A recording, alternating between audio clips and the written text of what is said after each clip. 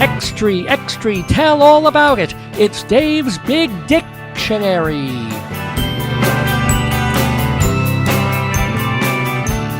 Yes, indeed. So, as I mentioned about an hour ago, here's how this works.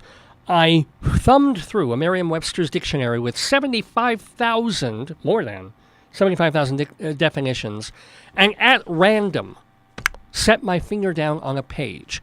And the idea is that I pick a word, and I have a little time to think about the word, and then tell you something in my life or some anecdote or something that comes to mind regarding that word. So I've had good luck so far with the words that I picked. They've been things like chlorate and defile and ultra.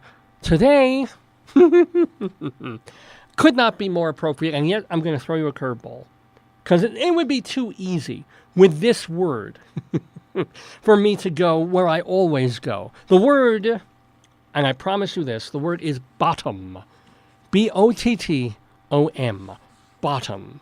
Which the definition that I picked had to do with to furnish with a bottom, to reach the bottom of something, or to reach a point in a decline where it's halted or reversed, and then usually used with bottoming out at that point, bottom out. And then, of course, bottom has other definitions. As a matter of fact, the first official definition of bottom is an under or supporting surface, including buttocks. So if you know me, and I guess if you've been listening to and watching this program for years, you know me. You know that bottom is very important to me, especially in that context. I wrote and performed in an award-winning one-person show called The Miracle of Long Johns that had something very particular to do with my own bottom. So if you want to go see that, you can go on YouTube, you can watch it, and hopefully if you have a theater and you want me to bring me there and do that, I'll be very glad to. So I'm not going to tell that story. And I'm not going to do any tushy-related, excremental-related things. Because I even did that when I had the word defile. And I wandered into a defiled bathroom in, I think it was Kohl's, right here in Greeley, Colorado. Oh, it makes me smile to think of it. So no, bottom is not going to be that kind of story today. It's going to be very different. I'm going to take the high road for once and tell you that the first two things that occurred to me when my finger landed on that word. The first one had to do, believe it or not, just with Monty Python and hearing the way they said the word bottom, that English way of saying, oh, my bottom.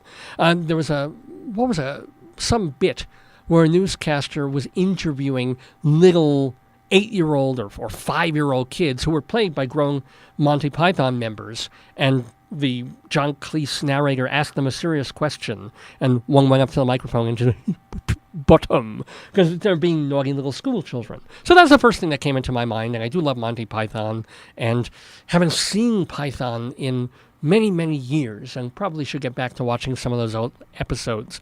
But no, I'm going even higher level than that. Excuse me. Although,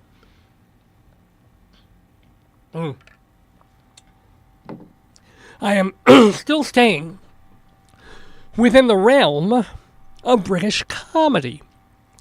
Because I also thought, for some reason, the first thing that came to mind, or second thing, that came to mind when I saw the word bottom was the William Shakespeare play, A Midsummer Night's Dream. And I'm not being hoity-toity, and I'm not being like, oh, no, he doesn't think I'm an ass. He doesn't think of a derriere. He thinks of William Shakespeare. I did.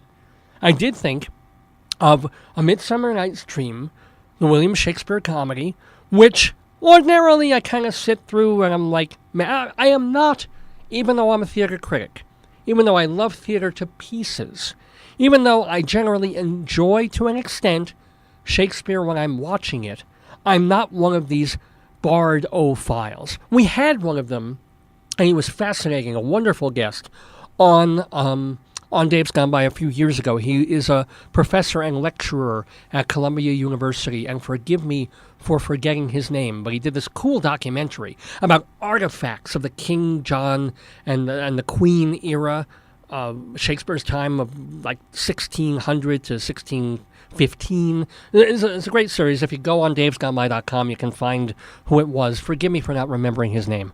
But, personally, when I was in high school and college, I preferred Moliere.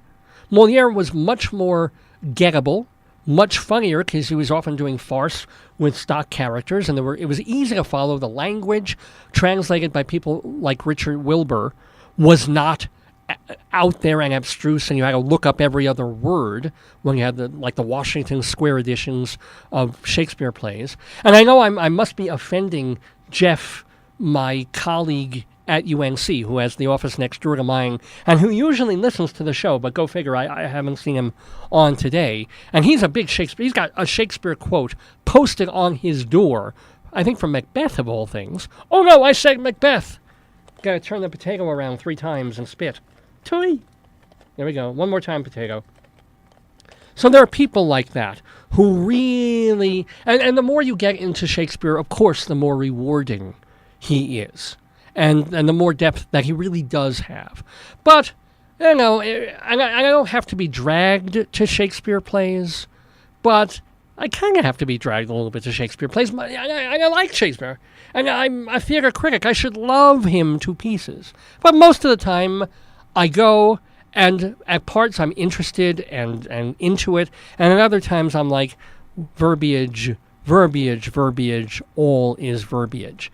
And there have been, obviously, exceptions. A good Hamlet, even if it's 4 hours long, is a good Hamlet, right? And then I've enjoyed certain Shakespeare films. Titus was very watchable from, was speaking of Julie Taymor before. But the Shakespeare comedies usually, they're amusing. They're kind of enjoyable. They generally don't make me really laugh. They don't get me in the gut the way modern comedy does. There's wit there. There's sometimes sight gags. There's visual stuff. And yet I'm still I'm laughing to be laughing with the rest of the crowd, or because it's oh, I'm smart. I parsed through the language to understand what they're saying, and that's amusingly funny. Ha ha ha. Not the big gut belly laugh stuff. And I've seen quite a few Shakespeare plays in my time to be able to say that, including the Shakespeare comedies, the As You Like It's, the Much Ado's About Nothing, right? And the Twelfth Nights and all of those. So imagine my surprise. 30-something years ago, I'm still a student in college at NYU. So I'm still trying to soak in and learn everything. And I'm grateful. This is before cable had 180 channels or 700 channels. I think cable TV was there already, but in its somewhat nascent form. And it was A&E, the Arts and Entertainment Channel back then, was showing a Shakespeare production done by the Public Theater, Joseph Papp's Public Theater. He was still alive back then, in Central Park. So when they did free Shakespeare's in the Park. And they had one that they did in 1982. And so, I don't know if it was probably taped in 82 and then shown a while later. So I might have still been even an undergraduate in college, like my first or second year. And that was also when I was seeing theater as an adult for the first time and becoming addicted to it. And running out of my Wednesday morning physics class, jumping on a train to stand on the TKTS line and see Broadway theater. So I was trying to soak in as much theater wherever I could, as much as I could. And A&E showed this 1982 staging from Shakespeare in the Park of A Midsummer Night's Dream. 3 hours long, but you're watching it on TV, and there's commercials, and it's TV, so it's intimate, right? And it's okay. And it's got William Hurt playing Oberon. And William Hurt was already in his kind of I can't be bothered to really emote mode. Some people found it really interesting, his take on Oberon, and that he was sort of otherworldly in the way he was speaking and behaving, and in his kabuki-like gestures. So that made him truly a fairy king. Me, I'm just like, okay, wow, and I'm sure the girls think he's good looking. Fine, William Hurt. And let's see, who else was in the weird part is that 33 years later, I don't even remember Christine Baranski, who got the best reviews out of the show and supposedly the funniest thing. I would need to see it again, except it hasn't been released on DVD. You can't find it again. But apparently she was really, really fine in the show. I don't remember that. Okay. And Deborah Rush was in there, and I vaguely remember her because she was kind of cute and she had a scratchy voice. But no, none of that was the reason that I stayed watching. I'm like, okay, I'm watching Shakespeare. This is kind of amusing, and I'm a little more into it than usual because it's television.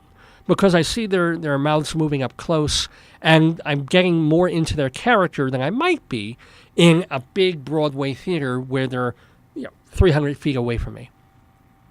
And then they get to the comic bits of A Midsummer Night's Dream, which are usually, they're supposed to be funny, right?